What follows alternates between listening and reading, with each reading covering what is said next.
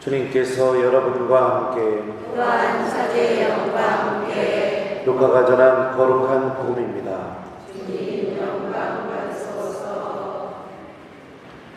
그때 예수님께서 눈을 들어 제자들을 보시며 말씀하셨다.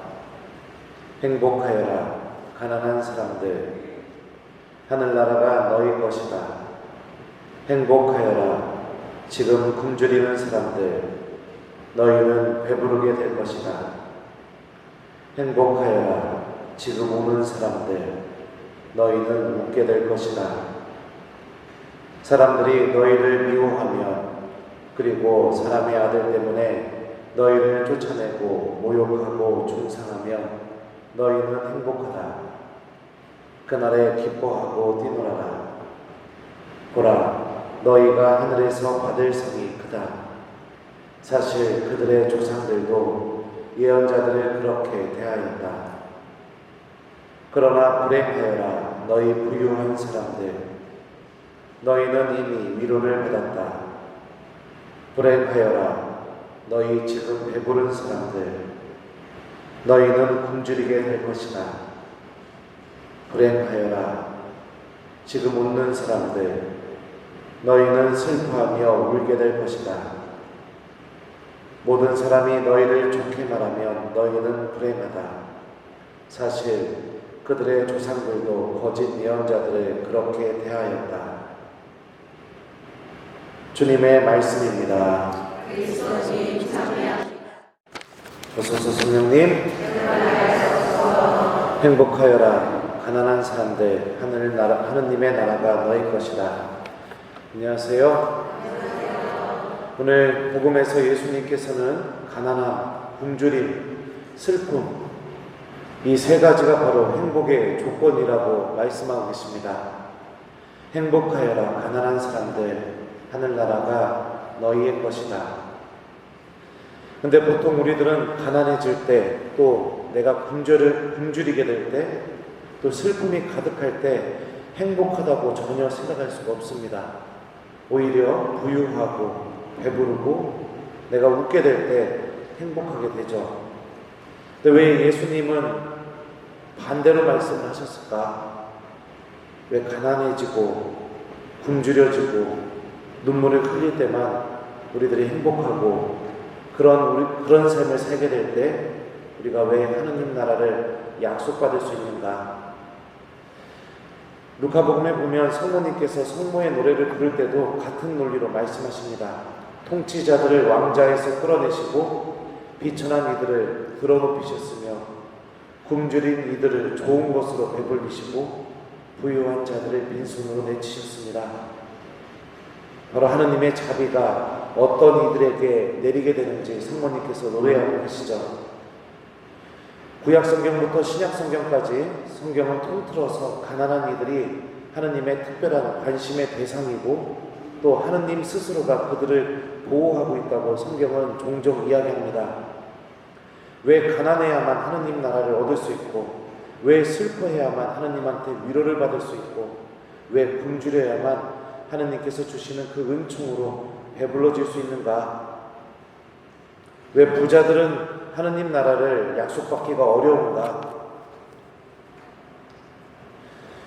그런 의문이 오늘 복음을 묵상하면서 많이 들었습니다.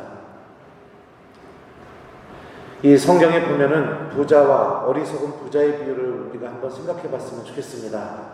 어떤 부자가 많은 수확을 얻게 되어서 다음과 같이 말합니다. 이렇게 해야지. 곡간들을 헐어내고 더 큰 것들을 지어 거기에다 내 모든 곡식과 재물을 모아두어야겠다. 그리고 나 자신에게 말해야지. 자, 내가 여러 해 동안 쓸 많은 재산을 쌓아두었으니 쉬면서 먹고 마시며 즐겨라. 부자의 이 말을 곰곰이 살펴보면 이 말 안에는 하느님께 대한 감사도 또 하느님을 기억하는 그 말 어떠한 마음도 담겨있지 않는 것을 우리는 발견할 수 있습니다. 부유한 삶은 하느님을 기억할 필요가 없기 때문에 그렇습니다. 재물이 주는 기쁨과 즐거움이 굳이 하느님께 내가 기도할 필요도 없고, 굳이 하느님께 매달릴 필요도 없고, 굳이 하느님의 말씀 또한 기억할 필요도 없기 때문에 그렇죠. 그냥 그 풍요로움 안에서 내가 즐기면서 기쁘게 살아가는 것, 그것만으로도 충분히 행복하기 때문에 그렇습니다. 진정으로 하느님께서 주시는 영적인 행복과 또 영적인 기쁨에 대한 관심을 가질 그런 이유도 필요도 없는 것처럼 보여집니다. 또 부자와 라자로의 비유죠. 루카복음에 나옵니다. 이 비유에서 부자는 라자로에게 그 어떤 해악도 가하지 않았습니다. 그저 자신이 가지고 있는 재물을 가지고 그냥 즐겁게 그 재물을 사용한 것 하나밖에 없습니다. 그런데 부자와 라자로가 죽게 되어서 부자는 고통을 받게 되고 라자로는 하느님한테 위로를 받게 됩니다. 무엇이 잘못된 것일까? 이 부자와 라자로의 비유 마지막에 이런 말씀이 나옵니다. 그들이 모세와 예언자들의 말을 듣지 않으면 죽은 이들 가운데서 누가 다시 살아난다 해도 믿지 않을 것이다. 이 비유 안에서 마지막으로 끝맺는 이 말씀을 살펴보면 부자의 삶은 하느님의 말씀을 듣지 않는 삶의 연속이었음을 또 알 수가 있겠죠. 하느님이 필요하지 않은 것입니다.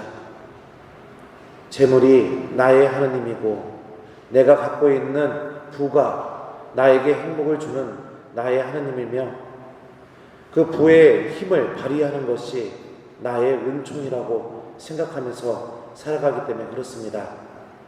신기하게도 이스라엘은 광야 생활을 할 때는 실수도 많이 하고 죄도 저질렀지만 끊임없이 하느님께 의지와 믿음을 주었습니다. 이스라엘이 우상 숭배를 하기 시작한 그 순간에는 만나와 메추라기가 내려서 이제는 먹고 살만해지니까 또 약속의 땅에 들어가서 풍요로움이 주어지게 되는 바로 그 순간부터 하느님께 대한 감사가 아니라 우상 숭배를 하는 길로 걸어가게 되었다는 것도 성서는 우리에게 알려줍니다. 여기서 한 가지 우리는 중요한 논리를 발견합니다. 부유해서 하느님 나라를 약속받지 않는 것이 아니라 그 부유함 때문에 하느님을 잃어버리기 때문에 하느님 나라를 약속받지 못하고 있다는 사실입니다. 가난하게 되면 어떤 것이든지 항상 내가 의지할 수밖에 없게 되고 가난한 사람들은 하느님의 자비에 의해 살아갈 수밖에 없는 그런 상태로 내몰리게 됩니다. 예전에 제가 서품을 받고 한 달 만에 저희 아버지가 뇌출혈로 쓰러지셔서 병원에 입원하신 적이 있었습니다. 병원에서는 아버지가 돌아가실지도 모르니까 저보고 준비하라고 그렇게 얘기하더라고요. 그런데 그 순간에 제가 할 수 있는 것은 아무것도 없다라는 것을 느끼게 되었습니다. 하느님한테 기도하는 거, 그거 하나 빼고는 제가 가지고 있는 신부님이 엄청난 재물이 있는 건 아니지만 돈도 능력도 저의 외모도 그 어떤 것도 내가 아무것도 할 수가 없는 거구나. 결국에 사람은 하나님한테 매달리고 하나님한테 기도하는 거 하나밖에 없구나. 그거를 느끼게 되었죠. 가난한 이들은 바로 이 하나님께 의지하는 것 하나만으로 살아가는 사람들을 의미하는 것 같습니다. 우리들이 하나님께 의지하는 마음, 그 다음에 하나님께 기도하는 삶, 하나님의 말씀을 내가 주의 깊게 듣고 그 안에서 생명을 발견하는 삶, 이런 삶을 살게 될 때 오늘 성경이 이야기하는 가난에 우리도 참여하게 되는 것이라고 생각이 됩니다. 오늘 일독서는 한 걸음 더 나아가 우리가 어떤 삶을 더 살아야 되는지에 대해서 알려줍니다. 위에 있는 것을 생각하고 땅에 있는 것은 생각하지 마십시오. 여러분은 이미 죽었고 여러분의 생명은 그리스도와 함께 하나님 안에 숨겨져 있기 때문입니다. 우리들은 하나님께서 주시는 가치를 바라보면서 살아가는 사람들입니다. 물질이 주는 유혹, 또 여러 가지 세상이 주는 안락함과 편안함에 젖어 들어가면서 하나님을 잃어버리면서 살아가는 그런 삶을 추구하는 사람들이 아니라는 것을 이야기하죠. 하나님께서 인도하시는 오늘 생명의 말씀이 무엇인지 또 그 말씀을 이웃들에게 실천함으로써 또 내가 가지고 있는 물질뿐만이 아니라 내 마음, 능력, 모든 것들을 이웃들에게 내어줌으로 인해서 우리들은 하늘의 보화를 쌓으면서 살아가는 사람들임을 오늘 말씀은 우리에게 알려주고 있습니다. 하느님을 준비하는 사람, 또 하느님의 가치를 실천하면서 살아가는 삶, 이것이 하느님 나라를 약속받은 삶이고 또 하느님께 위로받고 하느님의 은총으로 풍요로워지는 삶을 살아가는 길이라는 것을 우리들이 기억했으면 좋겠습니다. 마태복음은 복음서의 마지막 부분에 최후의 심판에서 심판의 조건을 얼마만큼 죄를 지었는가가 아니라 내가 얼마만큼 이웃과 나눴는가가 심판의 기준이라는 것을 우리에게 알려줍니다. 왜 나눠야 되는가? 하느님이 우리들을 그렇게 창조하셨기 때문에 그렇습니다. 인간이 아담이 창조가 되었고 아담이 혼자 있는 것이 좋지 않아서 하느님은 아담의 협력자로 하와를 창조해 주십니다. 협력자, 힘이 되어주는 사람이란 뜻이죠. 히브리 말로요.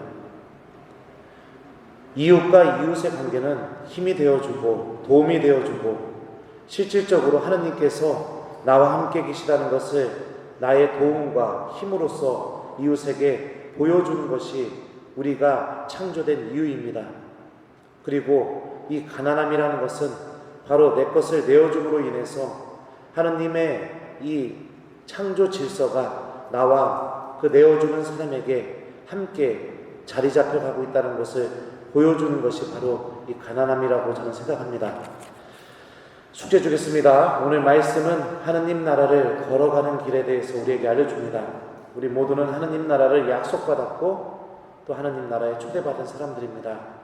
그 나라를 걸어가기 위해서 하나님께서 내가 가진 것을 조금만 더 나누고 또 물질만을 바라보는 삶이 아니라 영적인 가난함 안에서 하느님을 좀 바라보고 하느님 안에서 기쁨을 얻는 삶을 살아가라고 우리에게 알려주고 있습니다. 오늘 하루 우리가 좀 더 가난해지도록 노력해보는 하루가 되었으면 좋겠습니다. 우리들의 시간, 마음, 또 내가 가지고 있는 것들 이웃과 좀 더 나누면서 하느님 나라를 준비하는 신앙인이 되도록 또 하느님 안에서 위로받고 하느님 안에서 기쁨을 찾을 수 있도록 내가 하느님을 만나는 기도 시간을 가져보는 하루가 되었으면 좋겠습니다. 행복하여라 가난한 사람들, 하느님의 나라가 너희 것이다. 아멘.